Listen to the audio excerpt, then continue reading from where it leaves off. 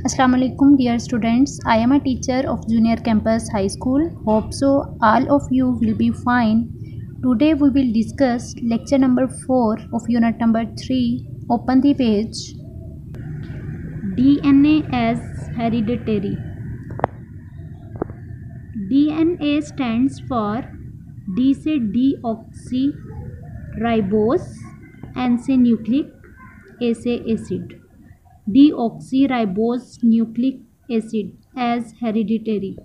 अब हेरिडिटरी की अगर आप बात करो तो यू मीन्स कि वो वाली इंफॉर्मेशन जो पेरेंट्स से ऑफ स्प्रिंग या बच्चों के अंदर ट्रांसफ़र होती हैं वो हेरिडिटरी कहलाती हैं. फॉर एग्ज़ाम्पल आप चेक करते हो कि कुछ बच्चों की हाइट जो है वो अपने पेरेंट्स पे जाती है. किसी का कद छोटा, किसी का बड़ा होता है और वो अपने पेरेंट्स के अकॉर्डिंग जो है वो वेरी करता है. अब ये वाली इंफॉर्मेशन जो है किसी ऑफ स्प्रिंग के अंदर अपने पेरेंट्स से किस तरह ट्रांसफ़र होती हैं, ये बेसिकली जीन्स की ट्रांसफॉर्मेशन की वजह से ये काम चल रहा होता है.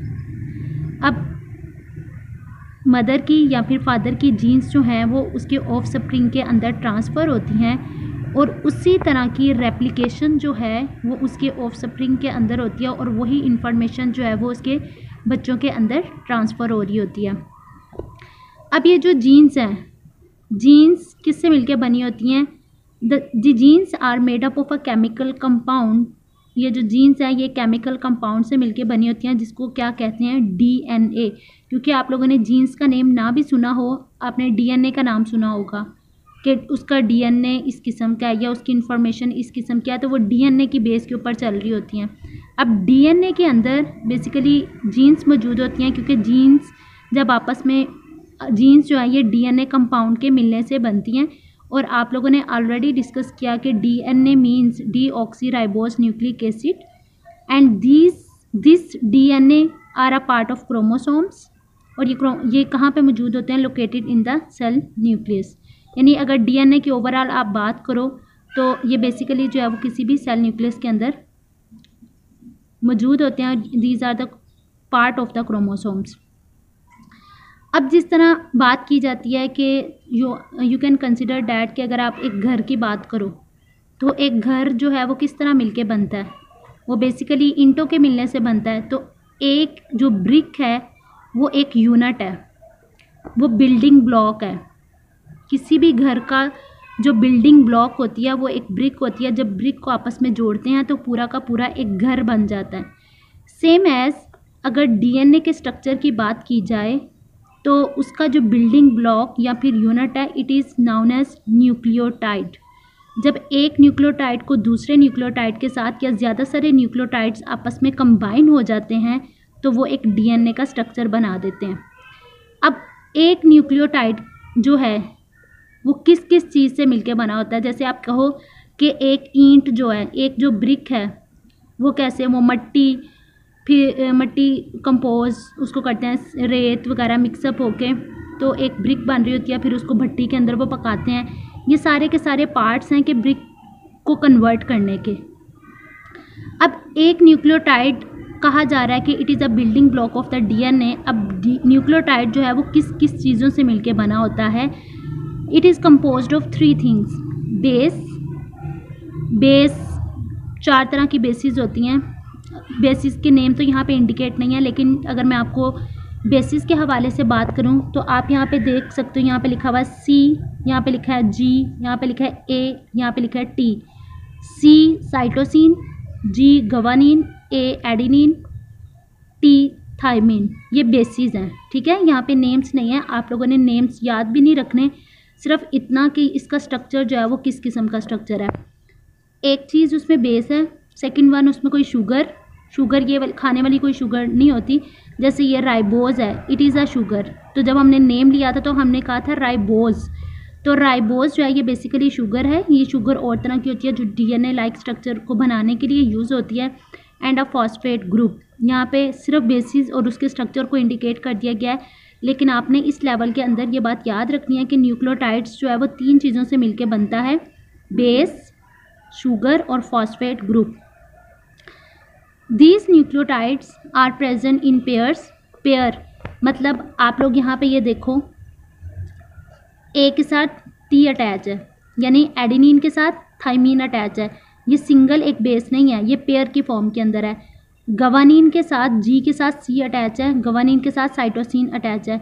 और ये जो पेयर है ना, ये इनकी पेयरिंग ऐसे ही रहती है, ये चेंज नहीं हो सकती। ऐसा कभी भी नहीं होगा कि गवानीन के साथ एडेनिन हो या एडेनिन के साथ साइटोसिन हो।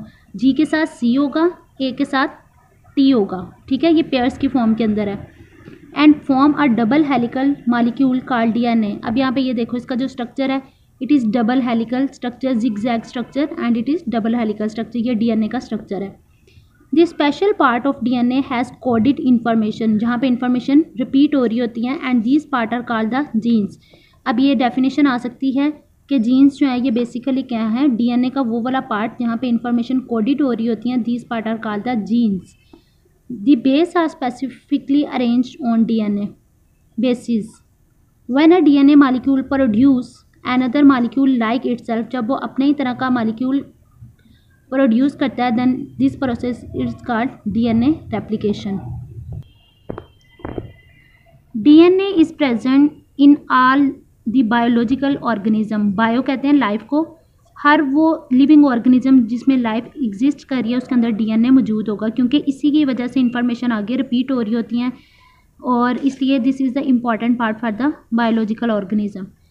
A child receive it's DNA. अब एक जो बच्चा है अपनी मदर और फादर दोनों से डीएनए को रिसीव करता है, from both the parent. The character of an individual, for example skin colour, height, fitness etc. are transferred to its offspring hereditary. The defects in अगर डीएनए में डिफेक्ट हो in DNA are responsible for certain diseases like diabetes and hemophilia, which are transmitted from parent to offsprings. A set of all the genes in the cell is called genome. A human genome consists of 3.2 billion DNA letters are a base pair. The map or a nucleotide sequence of 99.9% of human genome has been completed. This information is very important for medical science. ये वाला paragraph यहाँ से onward human genome से medical science तक आपने as an MCQs भी learn करना है। और ये यहाँ पे अगर आप चेक करो न्यू डीएनए मॉलिक्यूल, तो यहाँ पे डीएनए मॉलिक्यूल की रेप्लिकेशन हो रही है, ठीक है। तो आप लोगों ने इस टॉपिक को लॉन्ग क्वेश्चन के तौर पर भी अच्छी तरह लर्न करना है। Hope so you will understand it very well. Stay home, stay safe, take care, अल्लाह हाफिज़।